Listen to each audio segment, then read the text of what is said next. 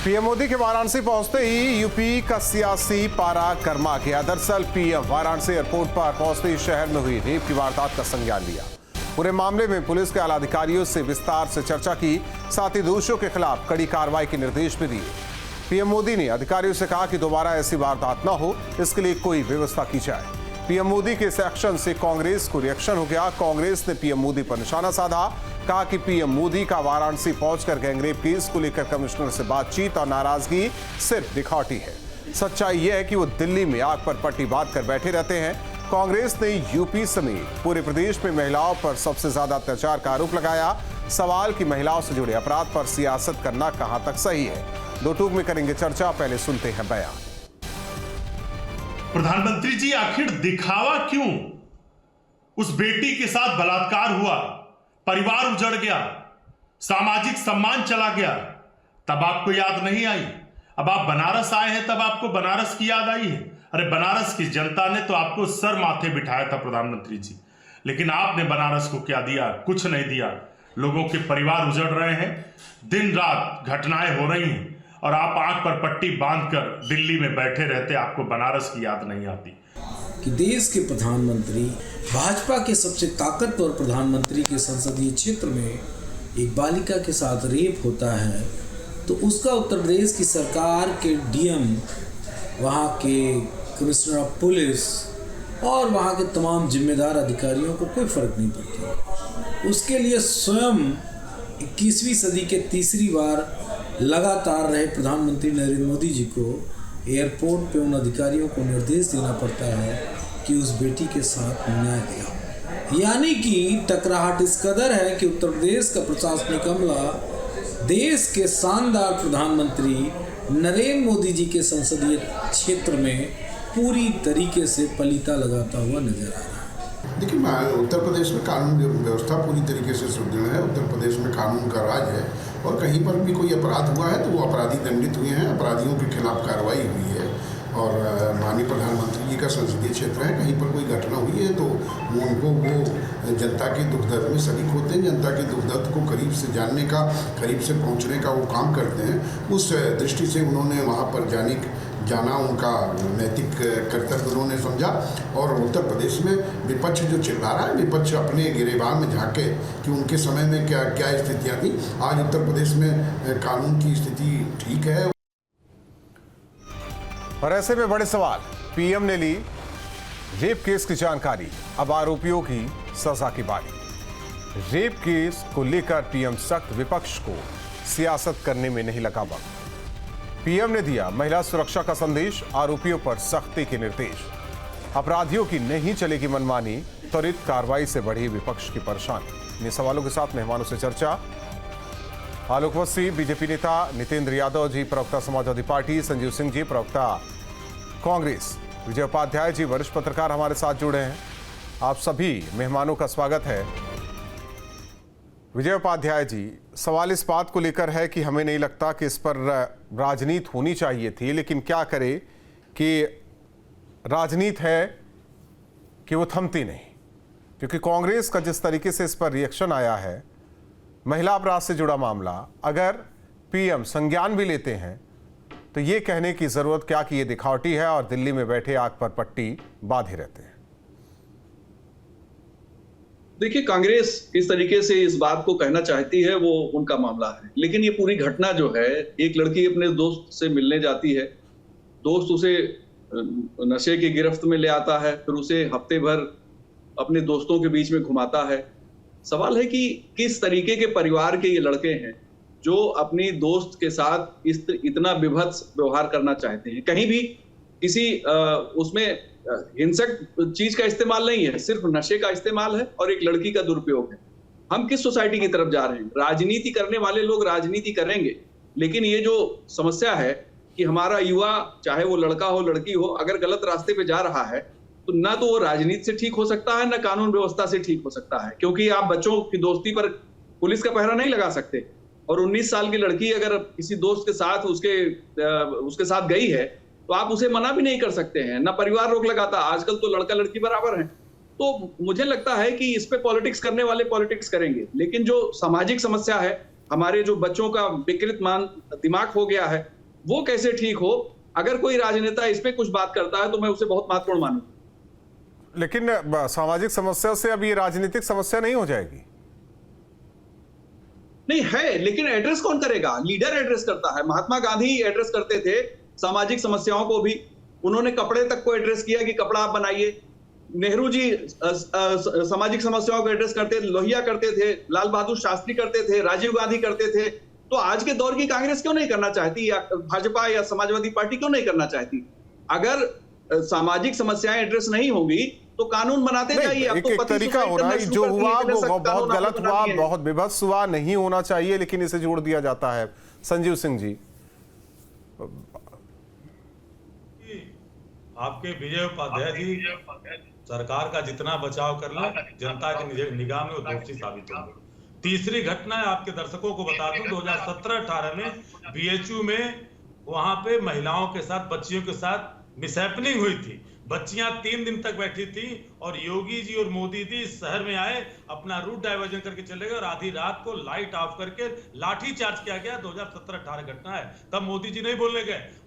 उसी का प्रतिफल था कि 1.5 साल पहले जब 5 राज्यों के चुनाव थे तो बीएचयू में आईटी की बेटी के साथ भाजपा आईटी सेल का शहर अध्यक्ष पूरा उसके पदाधिकारी गैंगरेप करते हैं और 6 महीने तक वो टहलते रहते हैं। जब तक मध्य प्रदेश, राजस्थान, छत्तीसगढ़ का परिणाम नहीं आ जाता, वो बेटी जब कोर्ट में जाती है तब जाकर के उनको, उन अपराधियों को, भाजपा के कार्यकर्ताओं को, नेताओं को कोर्ट में लाया जाता है और आज उसके केस में इस तरह से कमजोर कर दिए गए। और तीसरी घटना, ये जो 1 हफ्ते से 23 दुष्टों ने उस बेटी के साथ दुष्कर्म किया, प्रधानमंत्री जी किससे बोले? आज क्या बोले? क्या आज तो ज्योतिबा फूले की जयंती की बात कर रहे थे। आपके दर्शकों को मालूम होना चाहिए कि 156वीं जयंती आज कस्तूरबा गांधी की भी है, बाघ की भी है, उस पे नहीं बोलेंगे। और जिस फूले की बात कर रहे थे, नारी सशक्तिकरण की बात कर रहे थे मोदी जी, सवाल ये है कि उस नारी सशक्तिकरण की बात करने वाले मोदी जी को पहले तो आईना देखना चाहिए कि फूले की पिक्चर को सेंसर कराई जा रही है। और दूसरी तरफ मेरी बात छोड़ दीजिए,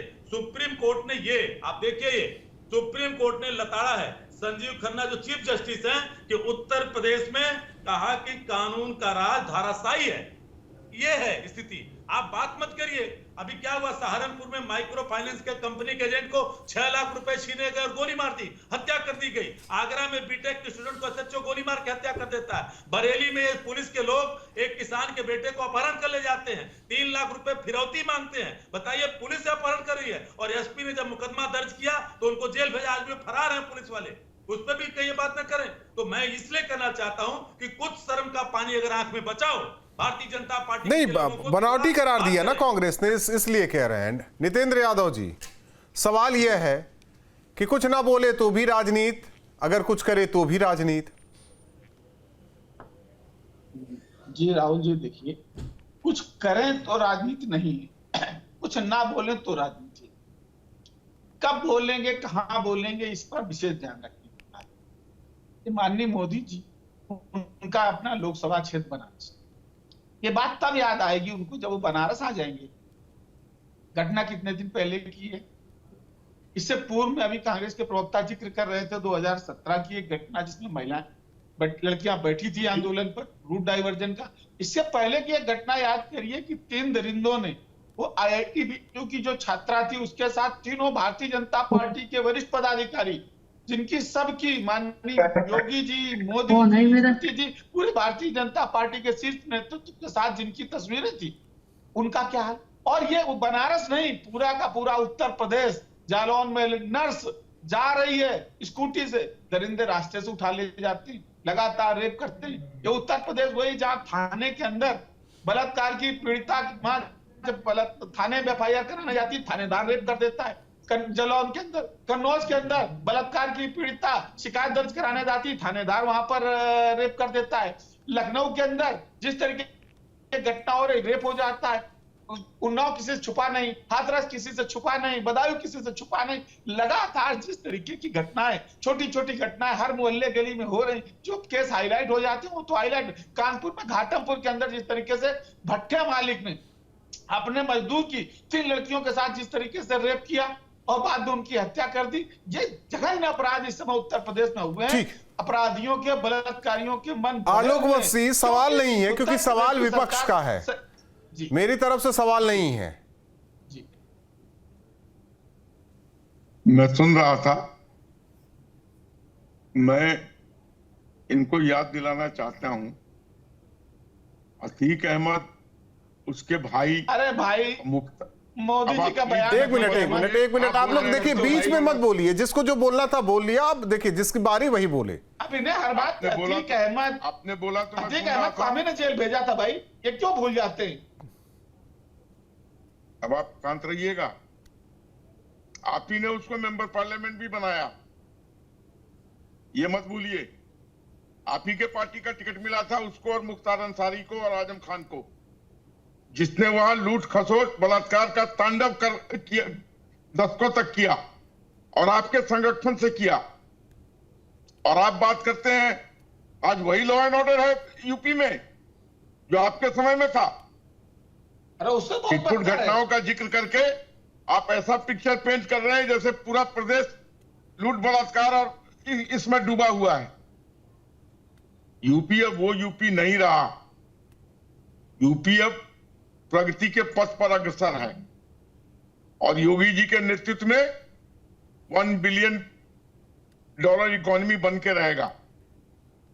आज वहां जितनी मानक संस्थाएं हैं, सब में अभूतपूर्व परिवर्तन हुआ है, चाहे वो रोड का मामला हो या मेट्रो रेल का मामला हो या कॉलेज का मामला हो या यूनिवर्सिटी का मामला हो या अस्पताल के मामले हो या ऑल इंडिया इंस्टीट्यूट के ब्रांचेस के मामले हो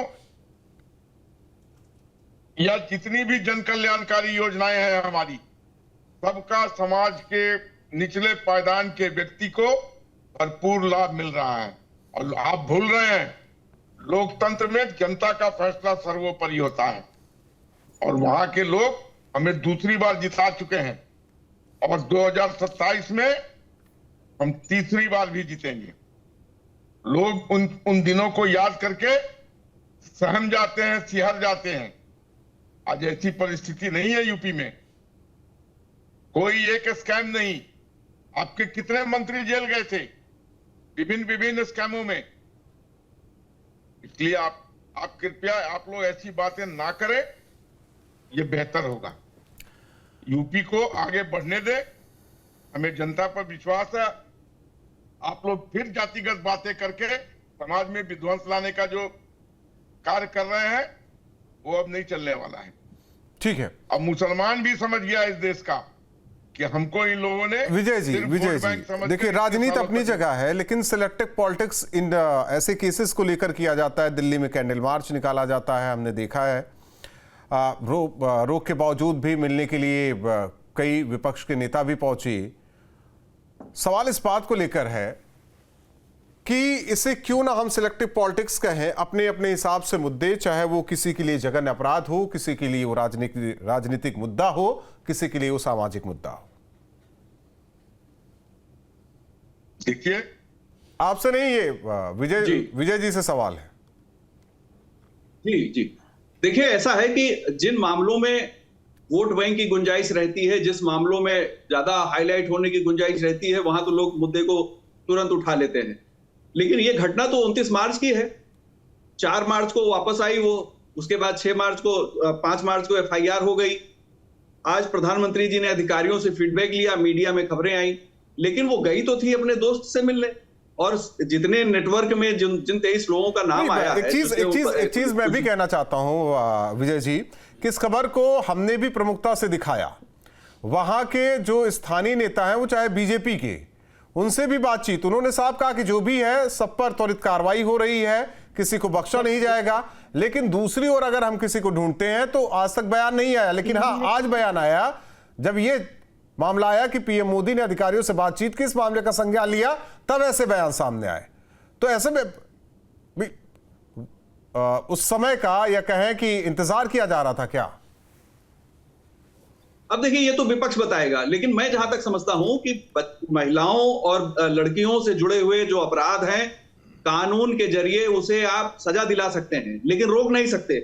कोई भी प्रिवेंटिव धारा आपके पास नहीं है और आप बना भी नहीं सकते। अगर बना देंगे तो अगर लड़के लड़की आपस में मिलेंगे नहीं, दोस्ती नहीं, वो स्कूल में पढ़ेंगे कैसे, क्रिएटिविटी का क्या होगा, और तमाम चीजें जो सामाजिक तौर पे आती हैं, सहकार, वो कैसे आगे बढ़ेगा।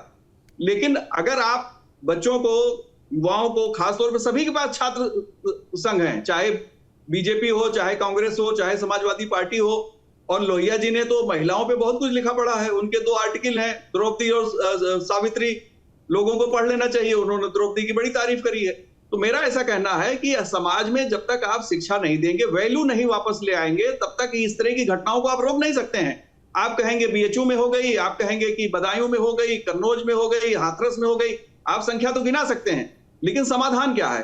कानून से सजा भी मिल सकती है, क्या पता वो छूट भी जाए, सबूत अगर नहीं, या चार्जशीट कमजोर हो गई तो छूट भी जाए। लेकिन अगर अपराध हो ही ना, कोशिश ये होनी चाहिए, क्योंकि अभी बीजेपी की सरकार है, इसके पहले सपा की थी, उसके पहले भाजपा की सरकार में, यूपीए की सरकार में लाया गया था ना कानून को सख्त भी किया गया था निर्भया केस के बाद।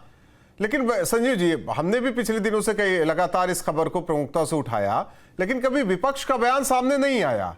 आज जब पीएम मोदी मिलते हैं तभी ये बातें होती हैं। मुझे लगता है कि आपका जो भी स्रोत है काफी कमजोर है। आप उत्तर प्रदेश कांग्रेस के सोशल मीडिया पे, यहाँ के अखबारों में बनारस के खबरें उठी, उसको उठा के देख लीजिएगा। दूसरी तरफ गूगल करके एक चीज और देख लीजिएगा कि प्रधानमंत्री जी की रैली ऐसी होती, तमाम मैदान है, 27 काश्तकारों के 34 बीघे जमीन लेकर के लाख रुपए का टमाटर रौ दिया गया, आधा पका हुआ गेहूं की फसल बर्बाद कर दी गई, उनको मुआवजा नहीं। ये वरिष्ठ पत्रकार बन के बैठे हैं लोहिया और उनकी बात कर रहे हैं। लोहिया जी ने कहा था परमार्थवादी व्यक्तित्व होना चाहिए युवाओं का, आज आप कह रहे हैं महिलाओं के लेकर बात किया था। अरे सीधे सीधे आप क्यों नहीं कहते कि जिस सरकार के कानून का कोई भय ही नहीं है, जब उसी सरकार के संगठन के आईटी सेल के नौजवान बीएचयू के आईटी की बेटी का उसका गैंगरेप करते हैं, क्या पार्टी से निकाला? क्या भारतीय जनता पार्टी के प्रवक्ता से पूछिए, जेल से छूट के आते हैं उनका स्वागत किया जाता है, इस पर भी लज्जा है इनको। और ये कह रहे हैं कि अपराध खत्म हो गया। थोड़ा आलोक से पूछिएगा, 2020 में एमएलसी का चुनाव हुआ था, बनारस के पूर्वांचल के जरायम की दुनिया से जाने माने माफिया की पत्नी चुनाव लड़ती है। भाजपा के उस समय कैंडिडेट थे डॉक्टर सुदामा पटेल, वो रो रो के कहता है कि भारतीय जनता पार्टी के चंदौली, बनारस और भदोही के नेता कार्यकर्ता सब माफिया की पत्नी को जिताने में लगे हुए हैं, और परिणाम हुआ, सुन लीजिएगा। फिर भी वही चीजें देखिए, वो आप ये कहेंगे तो सुनिए, उस पे नहीं जाते ना संजू सिंह जी, आप वो कहेंगे तो वो कहेंगे कि देखिए आपके प्रदेश अध्यक्ष के भाई के साथ क्या हुआ, उन्हें आप पंजाब में बैठकर जेल में उनके लिए मेहमान नवाजी कर रहे थे उनकी, ये बात नहीं। अब आपने कहा कि मेरा सूत्र कमजोर है, हमारे लिंक कमजोर है, वो समझ में आता है। नितेंद्र यादव जी, सुनना वो आप छोड़ दीजिए। नितेंद्र यादव जी, देखिए वाकई ये सामाजिक मुद्दा है, सामाजिक मुद्दा। यही चरित्र आप लोगों का रह गया है। संजीव सिंह जी, आप चरित्र तय करेंगे क्या? चरित्र आप तय करेंगे क्या? बिल्कुल, आप चरित्र तय करेंगे। आप अपना चरित्र तय कर लीजिए, अपने पार्टी का चरित्र तय कर लीजिए कि आपकी पार्टी है क्या, आपकी पार्टी क्या है क्या। आप चरित्र तय कर लीजिए कि आप गांधीवादी हैं, आप गांधीवादी हैं, आप गांधीवादी हैं। आपका चरित्र है ही नहीं गांधीवादी, जिस तरीके से आप बात कर रहे हैं। नितेंद्र यादव जी, सवाल इस बात को लेकर है कि हर चीज पर राजनीति का जायज है, मुद्दे कम पड़ गए कि महिलाओं सुरक्षा से जुड़ा हुआ मुद्दा या किसी के साथ कुछ हो जाता है तो वो भी मुद्दा है आप लोगों के लिए। राजनीति कीजिए भाई, कीजिए राजनीति। राहुल जी, ये राजनीति का मुद्दा नहीं है, मैं बिल्कुल इस बात से सहमत हूं। ये लॉ एंड ऑर्डर का मुद्दा है, और जिस तरीके से भारतीय जनता पार्टी के नेता छाती पीट करके लॉ एंड ऑर्डर की बात करते हैं, ये वहां प्रश्न चिन्ह है। समाजवादी पार्टी की सरकार के एक दिन याद दिला रहे थे कि वही समाजवादी पार्टी है जिसने महिला सुरक्षा के लिए 10-90 की योजना चालू की थी, और आज भी लखनऊ 10-90 चौराहे के नाम से जाना जाता है। लखनऊ का सबसे बेहतरीन पिकनिक पॉइंट हो गया, शाम को लोग वहां इकट्ठे होते हैं। हम लोगों ने जिस तरीके की व्यवस्थाएं की थी, आज उसका अता पता नहीं है क्या किया हमने। पुलिस की जितनी अच्छी पुलिसिंग की व्यवस्था की थी डायल 100 के माध्यम से, उसको बर्बाद करने का काम किया गया। हम लोगों ने डायल 100, इन्होंने सिर्फ उसका नाम बदलने का काम किया। और बात राहुल जी आज आप जो कह रहे हैं कि टाइमिंग की, मैं यही बात अभी हमारे पत्रकार महोदय कह रहे थे कि फरवरी की घटना थी, मार्च। ज्ञान में आई, FIR हो गई मार्च में, और मार्च में FIR होने के बाद आज माननीय प्रधानमंत्री जी नहीं अप्रैल में 11 अप्रैल हो गई, 29 मार्च का मामला है, 4-5 दिन बाद लड़की मिलती है, उसके बाद FIR। जब लड़की अपने परिजनों से मिलती, आप बीती बताती, तब जाकर जानकारी होती। बिल्कुल। और आज आप 11 अप्रैल को आकर के माननीय प्रधानमंत्री जी को याद आई, जबकि वो अपने क्षेत्र में आए, कोई पत्रकार उनसे सवाल करे तो हालांकि स्थिति नहीं है कि पत्रकारों के सवालों का जवाब दे दें या कोई प्रेस कॉन्फ्रेंस कर ले, ये चर्चा तो इस समय वो अपडेट ले रहे हैं। अरे ये अपडेट तो उनको उसी दिन जब उनके संसदीय क्षेत्र का मामला था, पीएमओ से आवाज आ जानी चाहिए थी, खबरदार इस तरीके की जबरन घटना हुई है, उस पर तत्काल कार्रवाई होनी। ये तो लगता है कि नहीं माननीय प्रधानमंत्री। आलोक मस्सी, विपक्ष की टाइमिंग गलत नहीं है, टाइमिंग आप लोगों की गलत है। राहुल जी मणिपुर में कितने दिन बाद बोले थे, तो ये तो बनारस अब सुन लेते हैं आलोक मस्सी। याद आ गई तो कोई बात नहीं। मैं समाजवादी पार्टी के अपने भाई से पूछना चाहता हूं कि इतनी चीजें उन्होंने गिना दी। अयोध्या में जो इनके मौलवी साहब थे जिन्होंने 12 साल की एक डोमेस्टिक गर्ल को जेल भेजने का काम किया था। अरे आप बीच में मत बोलिए प्लीज। इन्होंने मौलवी साहब ने लगातार उस लड़की को 12 वर्ष की लगातार घर में रेप करके और उसको गर्भवती कर दिया, उस पर इनका क्या कहना है?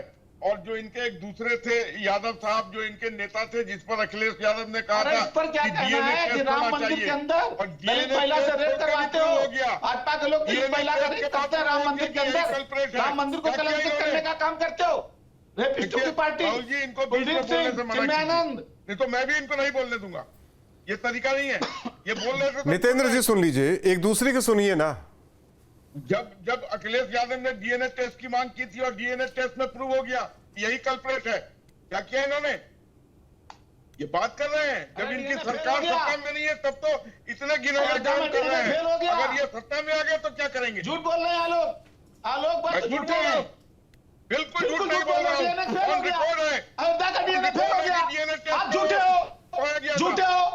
योगी सरकार की रिपोर्ट मंगवा के देखो, सरकार से आंकड़ा मंगवा लो। अयोध्या में डीएनए फेल सरकार नहीं बनाती है, उसके एजेंसियां हैं अलग। आपको मिट्टी लग रही है ना सच्चाई? कैसी बातें कर रहे हो? एजेंसी किसके अंडर में होती है? थोड़ा पढ़ लिख के आया करिए भाई। आलोक जी वरिष्ठ हो, कहने में अच्छा नहीं लग रहा है, थोड़ा पढ़ने लिखने की आदत डाल लो। सिर्फ व्हाट्सएप देख के पढ़ोगे कैसे काम चलेगा? व्हाट्सएप देख के पढ़ रहे हो, इसका मामला, उसका मामला, इसका मामला। 8 साल हो गए सरकार में बैठ के, अभी मामला बताओगे? हमें आप बताइए। व्हाट्सएप पे देख के पढ़ना बंद कर दो। लगातार मैं देख रहा हूँ व्हाट्सएप पे ये मामला वो मामला याद करते हो।